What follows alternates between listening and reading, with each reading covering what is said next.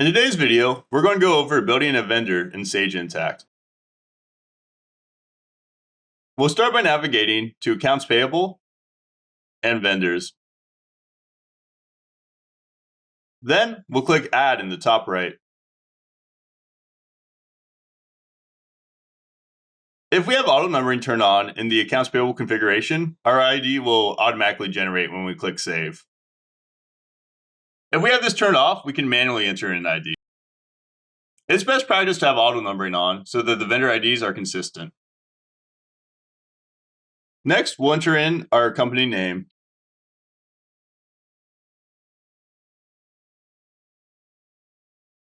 Below, we can enter in the contact information of our contact at the vendor we're building.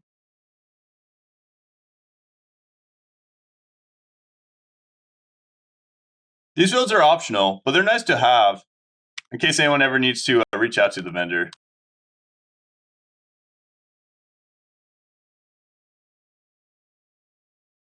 If we want to later enable payment notifications, it's important to have email address entered in, as that's where the notifications will be sent to.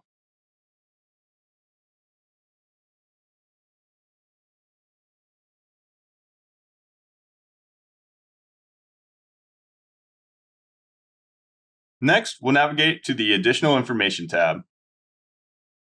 At this point, you've set up a number of vendor types that contain 1099 information. Here, I'm going to select drywall for our current vendor. And the 1099 information will default from this type. If I'm not using vendor types, I can use these fields to enter in the 1099 information. It's important to note that the type will always override these 1099 fields on the right. So if you are using vendor type, it's very important that you get the 1099 information correct in those types. We can ignore parent and GL group, and then tax ID will be the ID that appears on the 1099.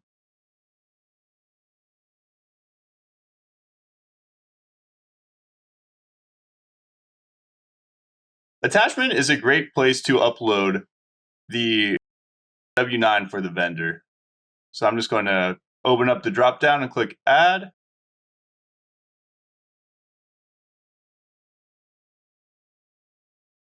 And then I can find his W-9 I have saved. And save.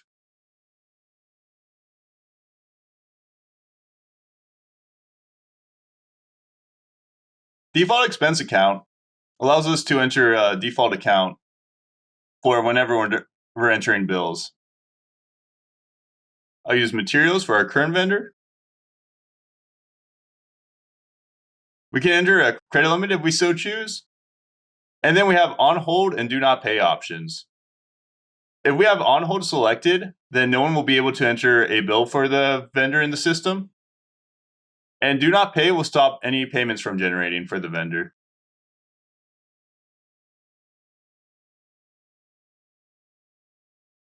We can ignore these other fields. And then please be sure to always leave this taxable checkbox checked. Then, if you have need for sales or use tax, please reach out to us and we'll be happy to help you. From here, we can navigate to our contact list page. On the contact list tab, all of our contacts will default to the contact that we set up on the vendor tab. However, if we want to set a different contact, maybe we send the payment to someone else at the company, this page allows us to do so. We'll start by setting a category. Here, I'll just call it payment contact. And then we can either add a new contact or choose an existing one we have in the system.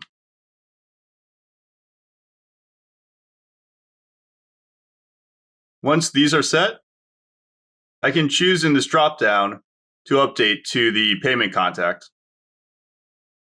After you have adjusted these accordingly, if they need adjusted, we can go on to the Payment Information tab. In this first field, we can select the vendor's preferred payment method. This is useful if the vendor receives ACH payments, as this will default to ACH when you go to pay the vendor. If you ever do need to send this vendor a check, though, you are able to change that when you are processing payments. It is best practice to leave merge payment requests checked so that if you're paying multiple bills for the same vendor at once, it will merge all those into a single payment. Next, we can choose whether or not we want to send a notification to the vendor when we process a payment for them.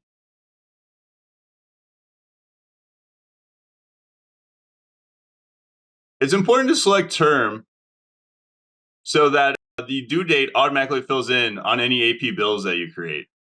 Otherwise, you will need to manually enter in the due date. Below, we can enter in an account number that will appear on the check stub for the vendor. This is useful if in different entities you have different vendor accounts that you're paying.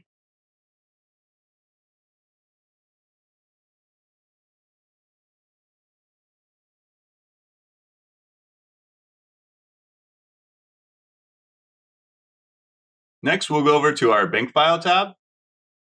Here is where we enter in the ACH information if the vendor is receiving ACH payments. So I'll just click Enable ACH Payments. And now I can enter in our routing number and the account number for the vendor. Account type will most likely be checking account.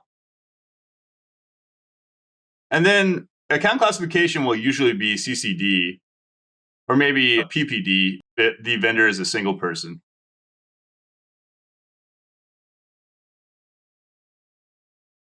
We can skip the Payment Providers tab and go right over to Restrictions. Here, we can determine whether or not we want to restrict the vendor to a certain location or department. The default is unrestricted vendor, meaning that they'll be available in all entities. Second option means that we can only see them at top level. And the third option allows us to choose certain locations that can see and use the vendor or departments. So in my instance, maybe I just want them available in TIM management and GC. It's important to note that the department's restrictions are less robust than the location restrictions.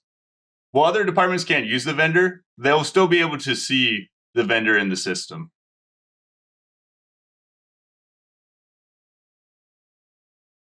Once we have all this entered, we can go ahead and save.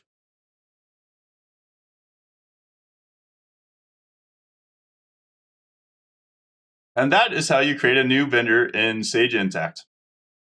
Thank you for watching.